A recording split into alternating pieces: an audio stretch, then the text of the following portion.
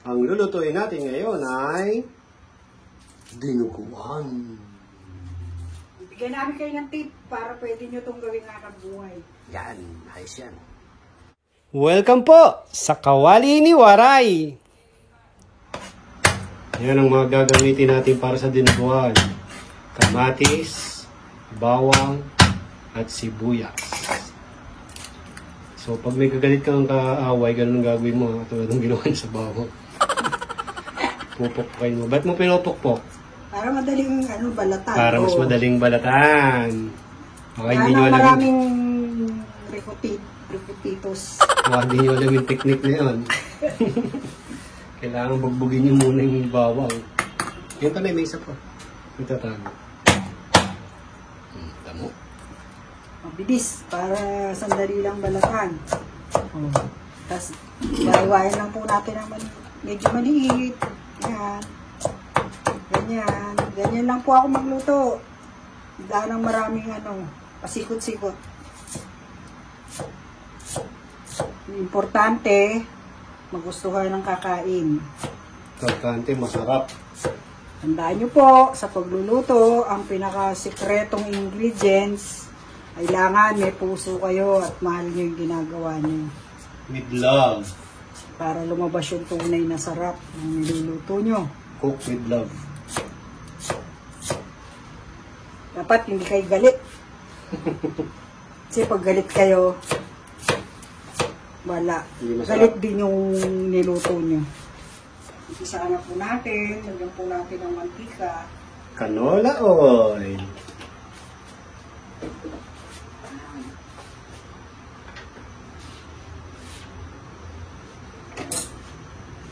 Maglalagay po ako ng kaprasong luya para hindi masyado, para medyo may panlaban sa pagkagay ng luya.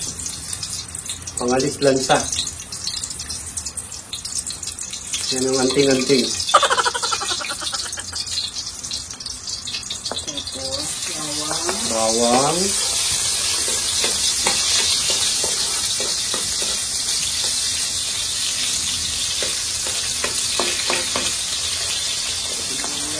Sibuyas.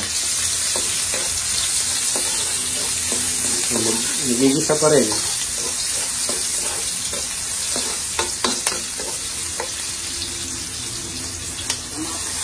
At kamatis.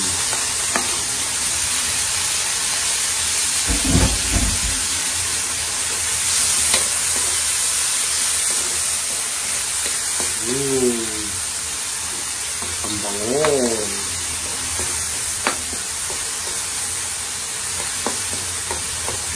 Sarap.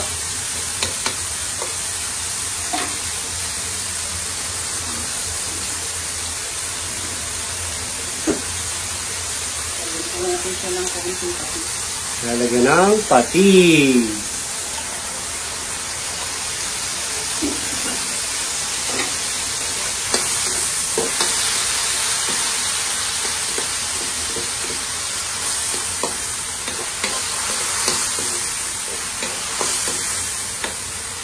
Bango ng patis.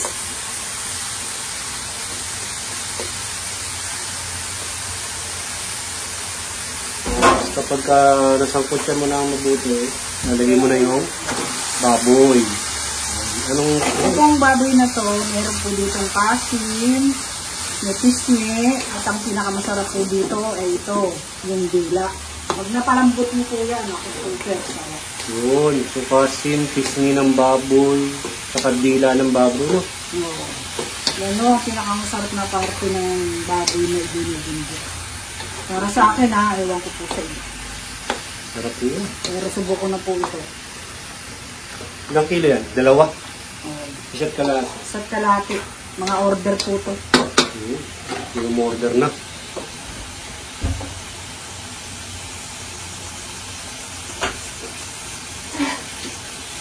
Tapang muna po natin sa loob para masakot siya.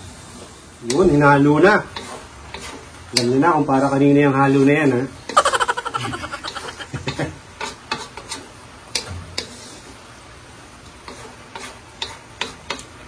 Sinasangkot siya muna yung baboy sa sibuyas, kamatis, bawang, saka isang maliit na luya.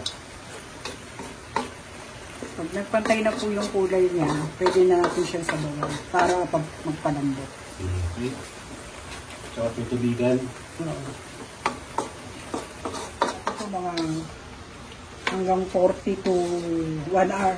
Basta, pag malambot na po yung baboy, pwede na natin lagay yung dugo. Tsaka natin titimpla. Tsaka mo lang ilalagay yung dugo pag malambot na yung baboy. Oo, saka natin titimpla.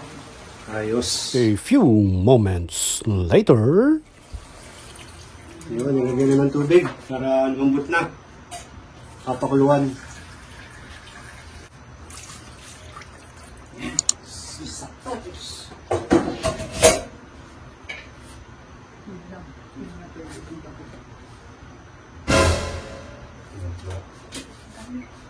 Okay, so tatakpan natin at hayaan natin siyang kumulo.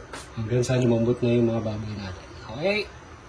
Yan po natin siya ng 4 cubes para mas lalong lumasa. 4 cubes. Yan, tignan natin itong dinugs natin. Dinugs. Nabangga. Ayos na. Ganda na ng kulay. Hininahan natin yung apoy, ha. Medyo mahina na siya kasi papalambot lang natin, eh.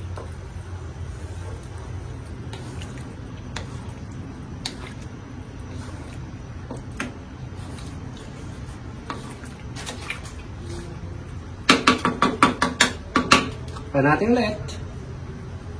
A few moments later. Yan na po natin ng Siling haba. makakatulong na ulan ng paalis ng lansa.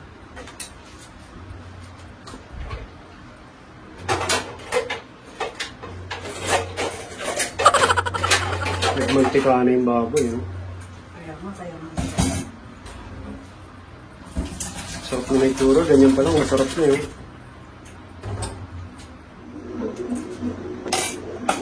Tapos ang technique dyan, Tuloy-tuloy ang paghalo. Huwag niyo pong bibitiwan hanggang hindi siya kumukulo ng konti dahil po magbubuo. yun ang technique. Kapag hininto mo kasing paghalo, magbubuo yung dugo. Kaya kailangan dire-diretso lang na halo. Mas depende rin siyempre sa klase ng dugo, eh. Kung anong type, kung anong blood type.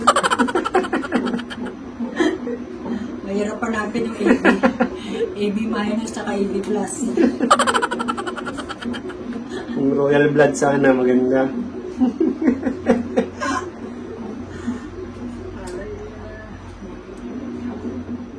Yan, nakita mo naman kung gaano karaming halo yan. Alam mo na kung para kaninong halo yan.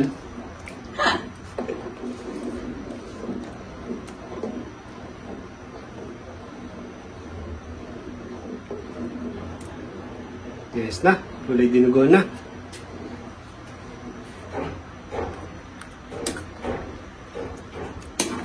Tuloy-tuloy lang halo hanggang sa kumulo.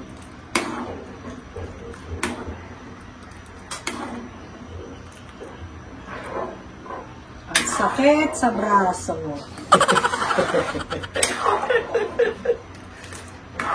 Papalaki ng braso yan, kakamasil ka. Parati ka nagluto ng dinuguan.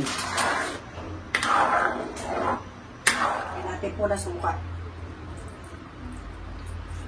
Yun, ubus. Suka. Tsaka paminta. Paminta.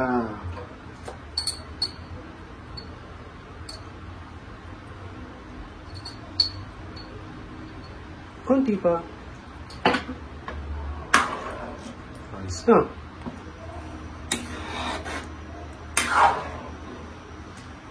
Nung nilagay yung dugo na mahina lang yung apoy. Hindi, kailangan malakas. Kailangan malakas yung apoy nung nilagay yung dugo. Para tuloy-tuloy ang Para mabilis kumulo rin. um, Minute agad. para di mami yung init niya, hindi mawala. Medyo bobo yung ibang dugo. Kasi type po yan, eh. Hindi tayo nakakuha ng royal blood, eh. Pero masarap pa rin yan. Importante yung parang hindi siya nagano'n, parang nagbuhangin. Oo. Importante ganyan pa rin sabaw. Kasi merong iba, nangyayari parang nagbubuhangin yung sabaw niya. Hindi siya sabaw. Basta ganun. Tuloy na lang natin yung suka. Ayos na to. Luto na eh. Papakapitin lang yung suka. So, okay na. Okay, so kung nagustuhan niyo yung pagluto ng dinuguan, alam niyo nang gagawin niyo, ha? Subscribe, like, and share. Okay? Okay, happy cooking!